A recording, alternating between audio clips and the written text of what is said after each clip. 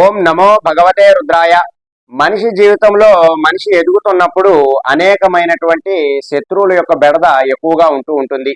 అయితే ఆ శత్రువుల నుండి రక్షణ పొందాలి, మనం మన యొక్క జీవితంలో ఎదుగుదల ఉండాలి, మనకి ఎటువంటి శత్రువుల యొక్క భయం లేకుండా చక్కనైనటువంటి జీవనం అంతా కూడా సాగించాలి అంటే మనం కొన్ని పరిహారాలు చేసుకోక తప్పదు. అయితే మన చుట్టూ ఉంటూ మన అంటే ఉంటూ మనకి వెనక వైపు నుండి గోతులు తీస్తూ మన యొక్క పతనాన్ని కోరుకునేవారే మన బంధువులై ఉండొచ్చు, లేదా శత్రువులై ఉండవచ్చు.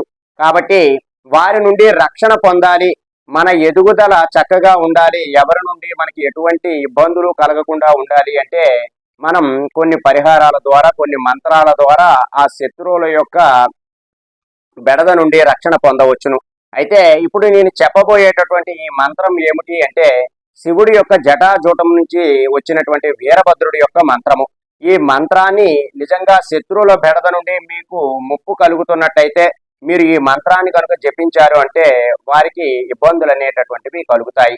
కాబట్టి మీరు ఈ మంత్రాన్ని ప్రతిరోజు కూడా అంటే ఈ సాయంత్రం సమయంలో 7 రోజుల పాటు కంటిన్యూగా ఒకే సమయంలో, ఒక నిర్ణీత సమయంలో సాయంత్రం 6 నుంచి 7 గంటలు కానీ, 7 నుంచి 8 గంటలు కానీ, లేదా 8 నుంచి 9 గంటల మధ్య వ్యవధిలో కానీ 15 నిమిషముల పాటు ఇప్పుడు నేను చెప్పబోయేటటువంటి ఈ మంత్రాన్ని కనుక మీరు జపించారు అంటే మీకున్నటువంటి శత్రువుల యొక్క బెడద అనేటటువంటిది తగ్గుముఖం పడుతుంది.